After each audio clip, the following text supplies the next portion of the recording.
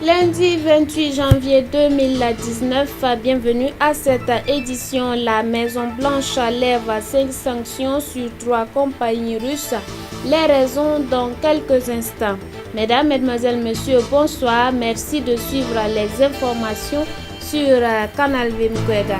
Un communiqué émanant de l'état-major général des armées signifiant que ce lundi 28 janvier 2019, aux environs de 5 heures du matin, le détachement du groupement de forces pour la sécurisation du nord de Nassumbu et la brigade territoriale de gendarmerie de la dite localité ont été les cibles d'une attaque terroriste.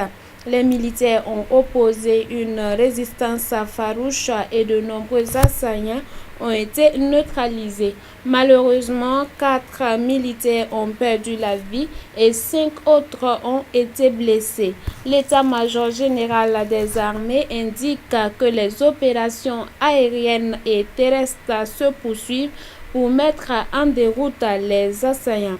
Par ailleurs, le chef d'état-major général des armées présente ses condoléances les plus attristées aux familles éplorées et aux compagnons d'armes et souhaite prompt rétablissement aux blessés. Voilà donc un communiqué émanant de l'état-major général des armées du Burkina Faso.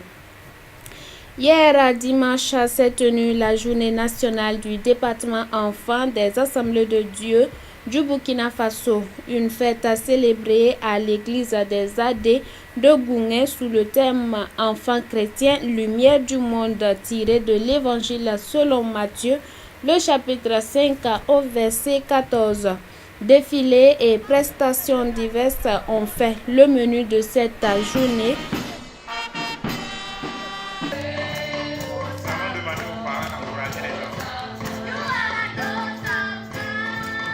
Nous y reviendrons dans nos prochaines éditions. Suite de cette édition, ils sont au total 54 les nouveaux diplômés de l'université chrétienne Logos, 43 en licence, 7 en master et 4 doctorats honoris causa. La cérémonie de graduation a eu lieu samedi dernier à Ouagadougou. Le reportage est signé Moïse Kinda. C'est dans le souci de laisser aux générations futures un héritage chrétien solide que plusieurs leaders chrétiens évangéliques aux États-Unis dans les années 1970 ont eu à cœur de promouvoir un ministère de formation biblique et théologique de niveau supérieur. C'est ainsi qu'est née l'idée de la première université biblique théologique Logos en Floride en 1977. Cette université est arrivée au Burkina Faso dans les années 2000. Elle a un caractère scientifique, culturel et technique chargé d'enseignement supérieur et de recherche. Ce 26 janvier 2019 est la remise officielle de diplôme de fin d'études à l'université chrétienne Logos.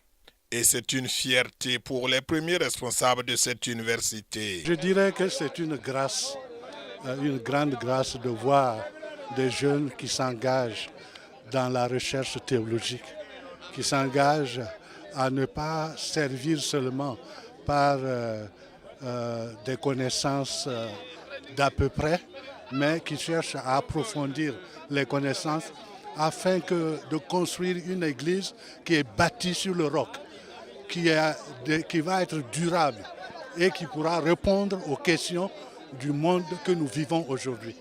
Je crois que nous sommes très fiers de voir ces jeunes gens et même des personnes âgées qui se donnent pour la transformation de l'Église et pour que l'Église réponde à sa mission qui est la transformation de l'humanité. Si j'ai des impressions à donner, c'est que ce sont des impressions de joie, de fierté, des impressions, beaucoup de souhaits aussi que ce qu'ils ont appris ici puisse avoir un effet positif dans la société, dans les églises et dans leur ministère en général.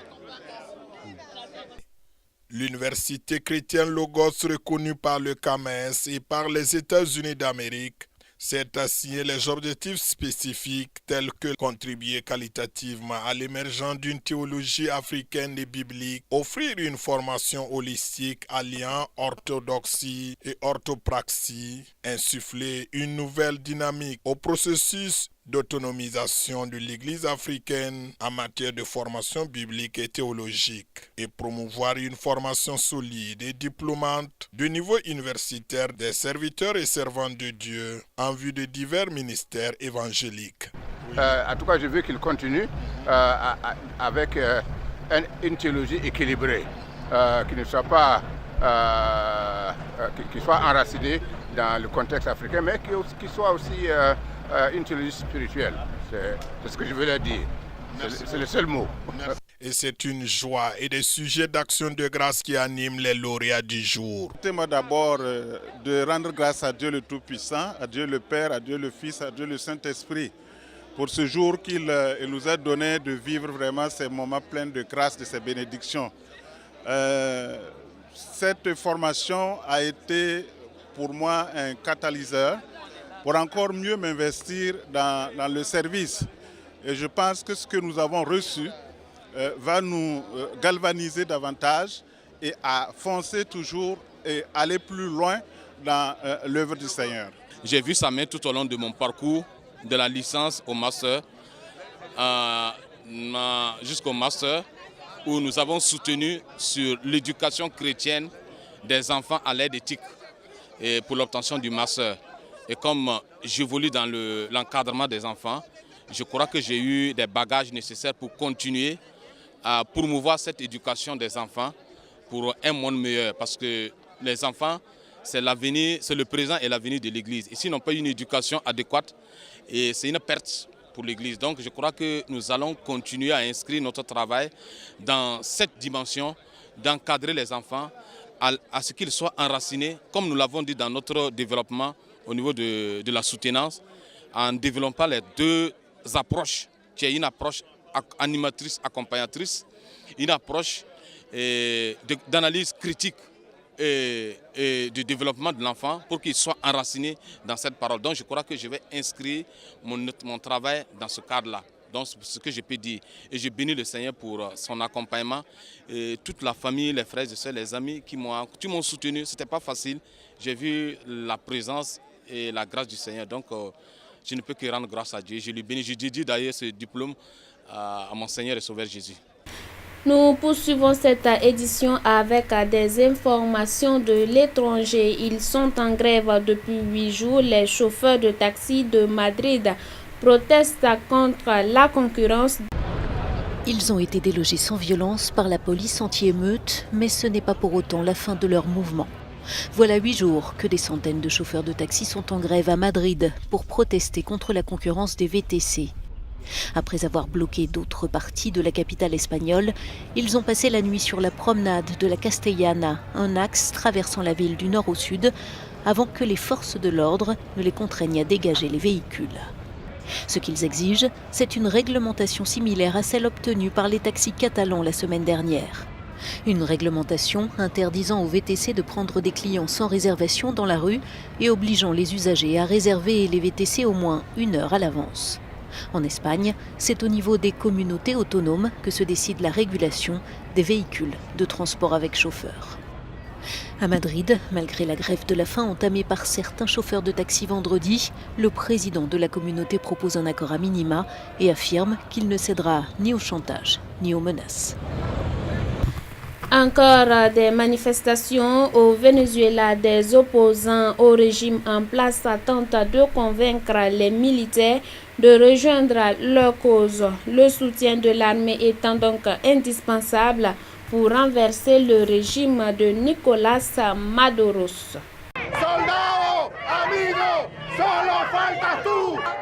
Devant le siège de la garde nationale, ces membres de l'opposition s'adressent aux soldats vénézuéliens. Loi d'amnistie à la main, ils tentent de convaincre les militaires de rejoindre leur cause, apparemment en vain. Au siège de la marine vénézuélienne, les grilles restent fermées, ce qui n'empêche pas les opposants d'interpeller là aussi les soldats. La démocratie de notre pays est entre vos mains. Les partisans de Juan Guaidó le savent. Pour avoir une chance d'accéder au pouvoir, leur leader a besoin du soutien de l'armée. Un peu plus tôt, celui qui s'est autoproclamé président par intérim appelait lui aussi les militaires à rejoindre les rangs de l'opposition. Ne tirez pas sur le peuple du Venezuela. Ne tirez pas contre ceux qui, d'une manière claire et constitutionnelle, ont manifesté pour défendre votre famille, votre peuple, votre travail, votre gagne-pain. Pendant ce temps, Nicolás Maduro s'affichait aux côtés des soldats lors d'exercices militaires près de Caracas. L'occasion pour le président de montrer qu'il a toujours le soutien de l'armée. J'en appelle à toute la force armée nationale bolivarienne. Union maximum, discipline maximum, cohésion maximum et genoux à terre pour faire échouer cette tentative de coup d'État impérialiste qui prétend imposer un gouvernement de pantins. Alors que de nombreux pays reconnaissent désormais Juan Guaidó comme président par intérim, Nicolás Maduro dénonce un coup d'État orchestré avec la complicité des États-Unis. Fort de ce soutien international, Juan Guaidó appelle lui à de nouvelles manifestations mercredi et samedi. Je vous l'annonçais en titre, la Maison-Blanche lève ses sanctions contre 3 compagnies russes. Suivez cet élément. Le Congrès à majorité démocrate s'est opposé à cette initiative qui concerne notamment le géant de l'aluminium Rusal et sa filiale EN+, compte tenu des relations d'affaires qui existaient entre Oleg Deripaska et Paul Manafort. L'ancien directeur de campagne du président américain Donald Trump avait décidé de plaider coupable après sa mise en cause dans l'enquête sur l'ingérence russe dans la présidentielle de 2016. Et nous faisons un zoom dans cette édition sur la liberté d'expression en Égypte avec nos confrères de France 24. C'est une liberté de plus en plus menacée. Suivons ensemble ce focus. Conférence de rédaction dans les locaux de Madamas, le dernier média indépendant d'Égypte, un pays que Reporters sans frontières classe parmi les 20 plus dangereux au monde pour les journalistes. Lina Atala, rédactrice en chef, aborde des sujets sensibles, corruption, droits de l'homme, opérations militaires, au risque de se faire censurer. Notre site web a été bloqué il y a un an, en 2017. Donc ça fait que l'accès à nos informations, à notre contenu est devenu très difficile. Les autorités ne confessent pas que c'est eux qui ont bloqué notre site web. C'est en fait la période la plus difficile. Donc c'est même pas comparable à la période avant la Révolution, là où il y avait plein de limitations contre les journalistes. 500 sites web ont été bloqués en Égypte et au moins 38 journalistes sont actuellement emprisonnés en raison de leur travail. Mohamed El Agrazi a, lui, abandonné la caricature politique quand le site pour lequel il travaillait a fermé. Il dessine maintenant pour un magazine pour enfants. La censure s'est transformée. Ici, maintenant, c'est plutôt de l'autocensure.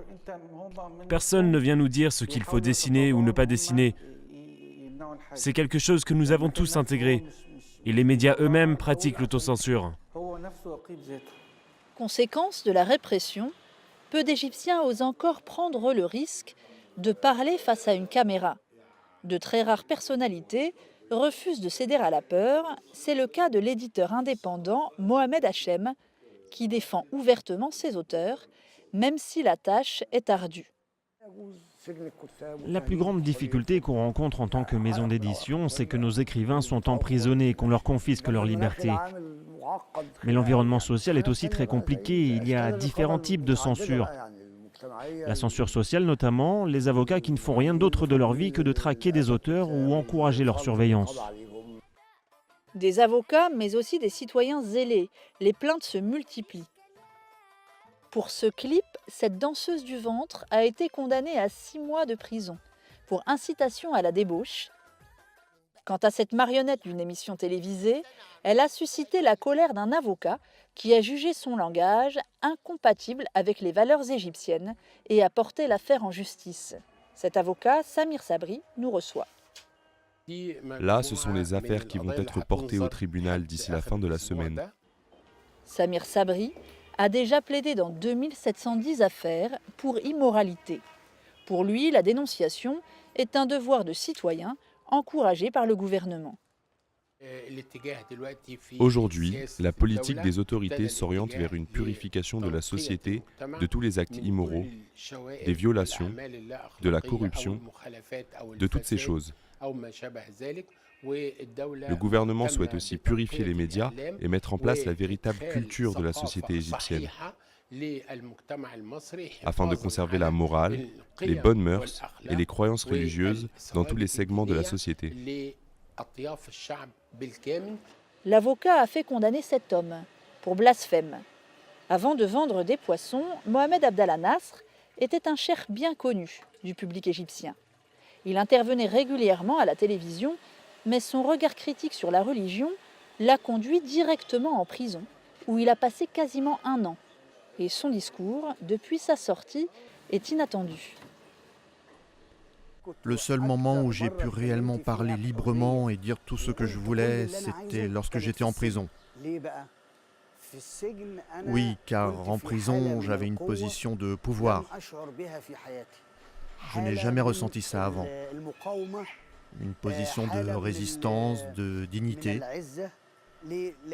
J'aurais pu céder, j'aurais pu craquer, me suicider. J'aurais pu devenir fou. Mais j'ai choisi d'accepter le verdict et j'ai fait de la prison un espace de liberté. Il n'est pas certain que les 60 000 prisonniers politiques ou d'opinion, arrêtés sous le régime du président Sisi, considèrent eux aussi les geôles égyptiennes comme des espaces de liberté. Voilà, c'était là le dernier élément de cette édition. Merci de nous avoir suivis. Je vous retrouve demain à la même heure. Excellente suite de programme sur Canal Vinquera. Demeurez bénis en Christ Jésus.